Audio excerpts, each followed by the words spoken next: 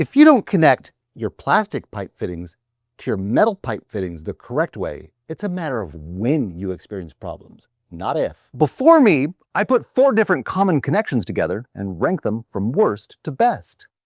Can you tell me which one's the best? Which one's the worst? Follow these steps and avoid these mistakes to make sure you're connecting your plastic pipe fittings to your metal pipe fittings the correct way, or else you risk having a lake in your backyard. Now, before I launch in, I know some of you out there, particularly those with some experience, are probably thinking, when you go from plastic to metal, you want a male plastic and a female metal. Now, this is absolutely true, but there's actually a lot more going on. And I'm going to share with you some information and tips and tricks to help you prevent irrigation tragedy when you go from your plastic to your metal. The worst example out of all 4 of them is this one by far. Here we have a brass metal male wrapped with thread seal tape joined to a plastic female. Now, when you have a metal male going to a plastic female, the odds of cracking or breaking the female connection are pretty high. This is due to a variety of reasons, from the different thermal expansion and contraction rates between metal and plastic, to the difference between compressive and tensile strength. The thread seal tape on here makes matters even worse. Thread seal tape is a lubricant, and it makes it much easier to over-tighten. Now, even when you're going from a plastic male to a plastic female, over-tightening is a big risk to the plastic female, so it's even worse on a metal to plastic connection. In addition to making it lubricated and easier to over-tighten, the thread seal tape also adds additional mass. Sure, it's minimal, but it's not zero, and this additional mass causes higher hoop stress, again, making it easier to break your female fitting. This type of connection with a metal male brass to a plastic female can be kind of improved by going without thread seal tape. However, you're always going to need something to seal the threads when you're going from metal to plastic, because the metal is not nearly as ductile as the plastic.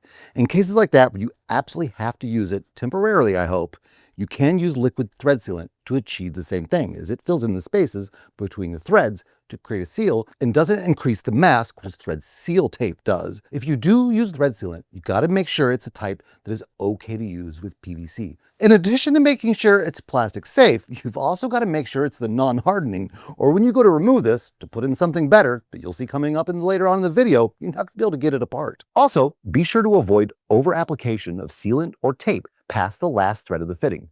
Sealant and tape can get in the flow path and cause clogs in your sprinklers or emitters. So what's my verdict on this? Never, ever do this unless you are immediately going to the hardware store to get the correct parts to replace this. There is one exception to the rule of never putting a metal male into a plastic female, and we have it right here. Here you can see we have a metal male going to a plastic female, but what is this? It has a stainless steel collar wrapping it around that gives it extra reinforcement. I prefer to use these only in temporary applications because even though it's not as much impending doom as some of the other connections, it's still not best practice. But it'll get the job done, and the steel reinforced collar will help hold things together. And I have a quick tip.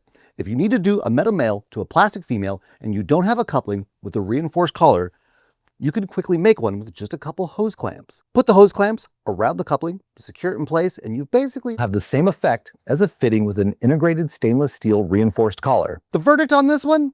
It's probably not best practice, but the reinforced collar does allow you to do this. So what do you do when you have a metal male sticking out of your wall and you don't want to use this as your permanent solution? Eventually, you're going to need to get a metal female to female because it's generally considered best practice to go from a plastic male to a metal female. However, you'll see here, we have 2 fittings left, and both of them are plastic male to metal female. However, only one of them is best practice. We're almost there. This one seems to tick all the boxes, doesn't it? We've got our plastic male carefully wrapped in thread seal tape and our metal female. But what's wrong with this one? Well, it's because it's the kind of adapter it is. It's a male pipe thread by socket adapter, and this part right here where it adapts over from male threads to a socket is a major point of potential failure. Throughout the years, I've seen many of these shear, snap, and crack just from normal settling or minor movements of the earth that you can't avoid. Eventually, you're going to want to get something like a metal female pipe thread coupling that has female threads on both sides, or even a brass ball valve that has female threads on both sides. Verdict? Yeah, this one's not too bad, and I would probably comfortably use it, but I would want to remember where it's buried just in case this part ever broke. And that brings us to number one. But what makes this number one? What makes this the way you should go from plastic to metal every single time? Just like the other, we have our male plastic threads carefully wrapped in thread seal tape going into metal female. But there is a key difference. This is a Schedule 80 male nipple, and it has significantly thicker walls than the white PVC adapter. This one can handle some serious amounts of stress, settling, and movement of the earth, and is much less likely to break at any time than any of the other options. Verdict: this is how you do it.